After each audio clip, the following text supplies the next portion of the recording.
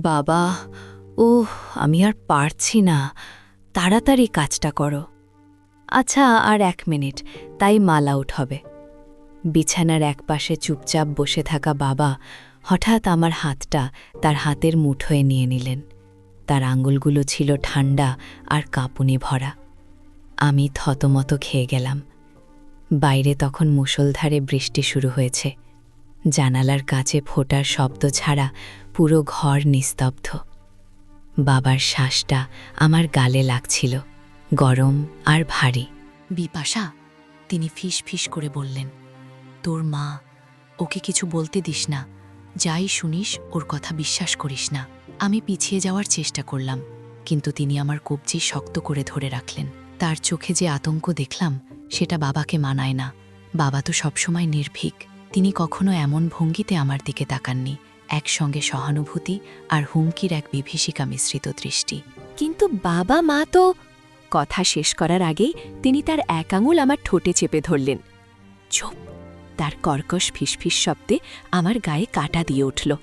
ওর মাথা ঠিক নেই, ও যা বলে সব মিথ্যা, শুধু আমার কথা শুনবি, বুঝলি?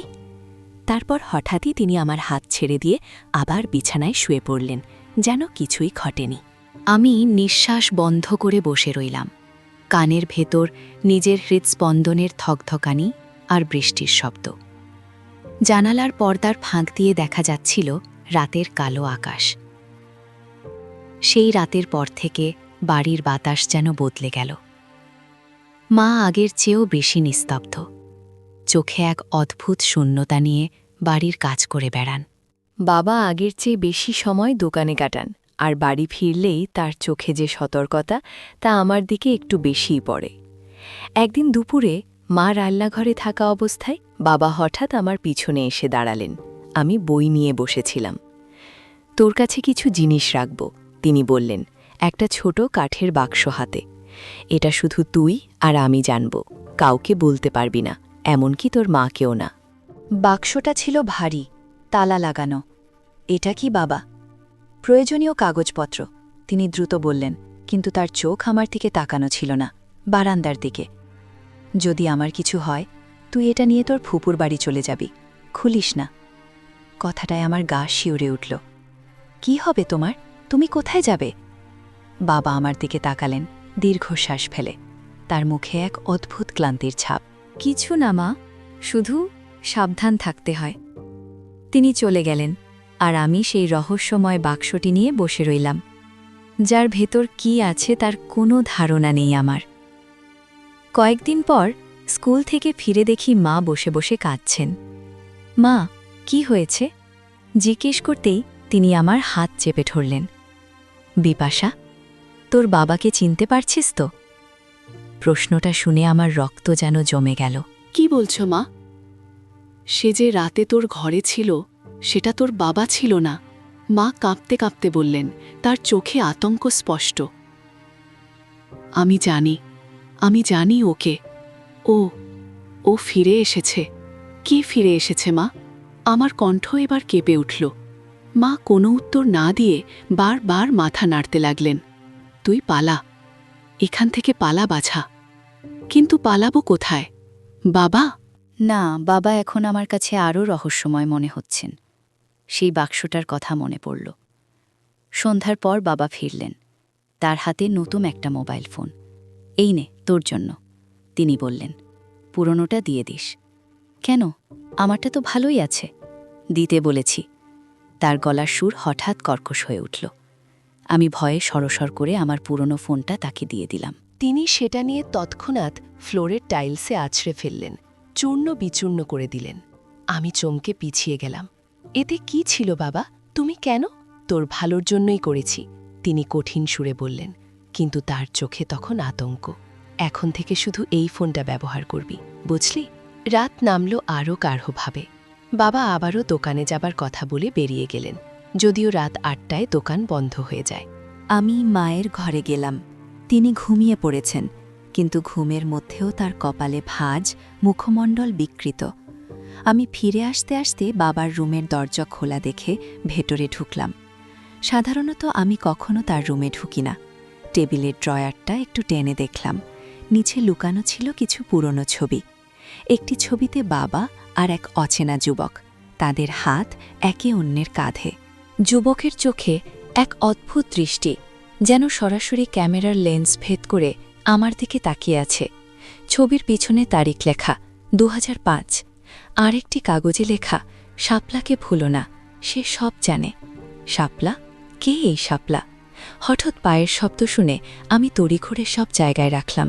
বাবা দরজায় দাঁড়িয়ে, তার মুখ লাল, হয়তো রাগে, নয়তো দৌড়ে এসেছেন। তুই এখানে কি করছিস? কিছু না বাবা। তোমার কলম খুঁজছিলাম, আমি মিথ্যা বললাম। হৃদয় দ্রুত স্পন্দিত হচ্ছে। তিনি আমার দিকে বেশ কিছুক্ষণ তাকিয়ে রইলেন, তারপর ধীরে ধীরে বললেন, যা, এখনই নিজের ঘরে যা, এবং ভুলেও আবার আমার জিনিস নাড়াচাড়া করিস না। সেই রাতে আমি ঘুমোতে পারলাম না। বারবার সেই ছবি আর সেই লেখাটা মনে পড়ছে। শাপলা নামটা আমার অজানা নয়। মাঝে মাঝে বাবা মার কথা কাটাকাটির সময় এই নামটা উঠে আসে, সঙ্গে সঙ্গে যেন বিষ বাষ্প ছড়িয়ে পড়ে পুরো ঘরে। ভোর রাতে আমি হঠাৎ চোখ খুলে দেখি আমার ঘরের দরজা ধীরে ধীরে খুলছে। আলোর রেখায় একটা ছায়া পড়েছে মেঝেতে। আমি চোখ বন্ধ করে ভান করলাম ঘুমানো। কেউ খুব আস্তে পায়ে আমার বিছানার পাশে এসে দাঁড়াল। নিঃশ্বাসের শব্দ ভারী, পরিচিত নাও হতে পারে। কয়েক মিনিট কেউ নড়ল না। তারপর হঠাৎ একটা গরম নিঃশ্বাস আমার কানে এসে লাগল, আর এক ফিসফিস আওয়াজ, জানিস আমি সব দেখছি।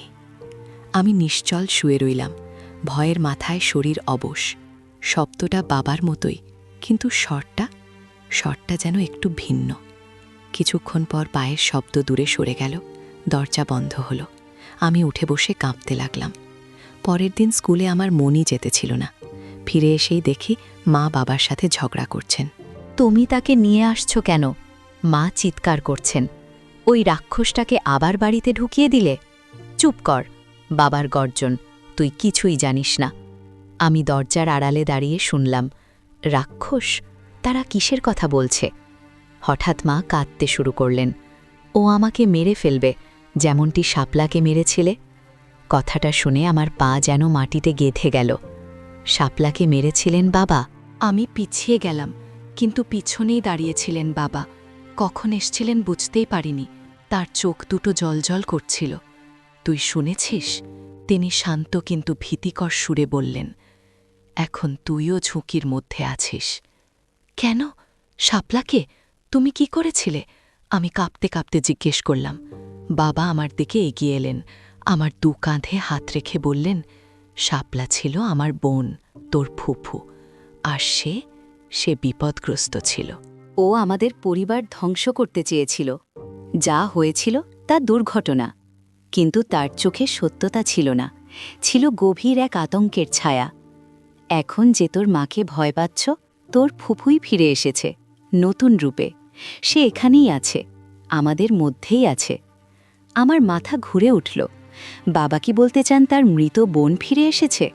আমি বললাম, তুমি পাগল হয়ে গেছো বাবা।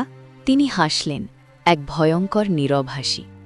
না মা, পাগল হইনি, বরং খুব সচেতন হয়েছি, আর তোকেও সচেতন হতে হবে।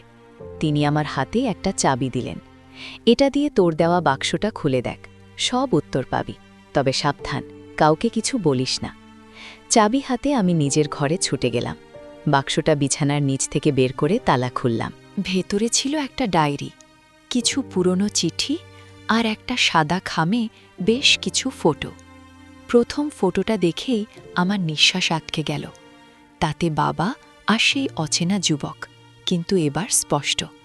যুবকটি আসলে মহিলা, ছোট চুল, পুরুষের পোশাক, পিছনে লেখা, আমার প্রিয় শাপলা, চিরদিন আমার সঙ্গে থাকবে।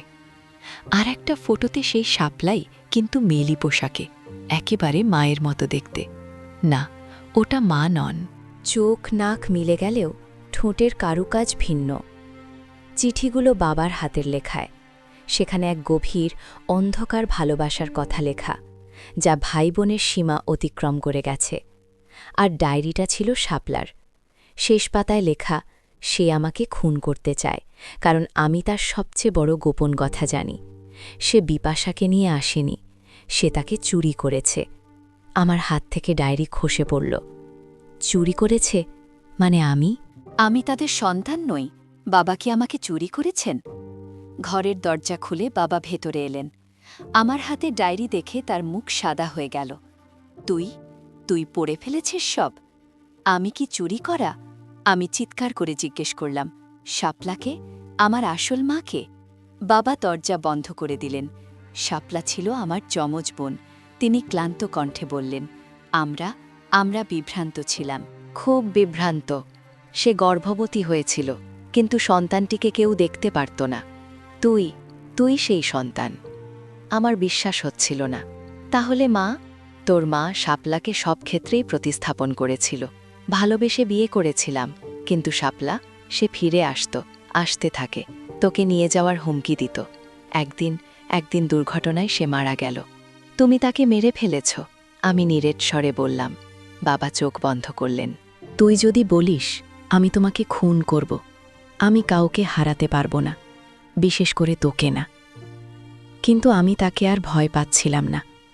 শুধু একটা জিনিস বুঝতে পেরেছি, যে রাতে আমার ঘরে ছিল সে আমার বাবা নয়, সে ছিল আমার আসল মা, শাপলা। না, জীবিত না, কিন্তু তার সত্তা, তার ক্রোধ, তার আত্মা যে বাক্সে বন্দী ছিল, সেটা খুলে আমি তাকে মুক্ত করে দিয়েছি। আর এখন সে বাবার দেহে আছে, হয়তো সবসময় ছিল কিছু অংশ। বাবা আমার দিকে এগিয়ে এলেন, কিন্তু তার চোখের মনি যেন বজে গেছে। এখন সেখানে অন্য কেউ তাকিয়ে আছে। মা, আমি ফিসফিস করে বললাম। বাবার ঠোঁটে এক করুণ হাসি ফুটে উঠল। তুই আমাকে চিনতে পেরেছিস? কিন্তু পরের মুহূর্তে সে হাত দিয়ে নিজের মুখ চেপে ধরল, চোখ বিস্ফারিত। দুই সত্তা এক দেহে যুদ্ধ করছে। আমি পিছিয়ে গেলাম, জানালা দিয়ে বাইরে তাকালাম। বৃষ্টি আবার শুরু হয়েছে। আমি জানি কি করতে হবে। আমি পালাবো না, কারণ এই বাড়ি, এই পরিবার, এই রহস্য এখন আমার, আর আমি সত্যিটা বের করব। কিন্তু সত্য কি? যে মানুষটা নিজেকে আমার বাবা বলছে, সে কি খুনি? যে আত্মা নিজেকে আমার মা বলছে, সে কি পাগল? নাকি আমি নিজেই এখন সেই বিভ্রান্তির অংশ হয়ে গেছি? মেঝেতে পড়ে থাকা ছবিটা তুলে নিলাম। শাপলার চোখে আমারই প্রতিচ্ছবি। আপনি যদি বিপাশার জায়গায় হতেন, আপনি কি করতেন? বাবার মুখে শাপলার কণ্ঠ শুনে কি পালিয়ে যেতেন, নাকি এই পরিবারের গাঢ় অন্ধকারের মূলে থাকা সত্যিটা বের করার লড়াই চালিয়ে যেতেন? নিচে কমেন্ট করে অবশ্যই বলুন। আর এই গল্পের পরের অংশ পেতে চ্যানেলটি সাবস্ক্রাইব করে পাশের বেল আইকনটি টিপে নোটিফিকেশন অন করে রাখুন, যাতে পরবর্তী পর্ব মিস না করেন।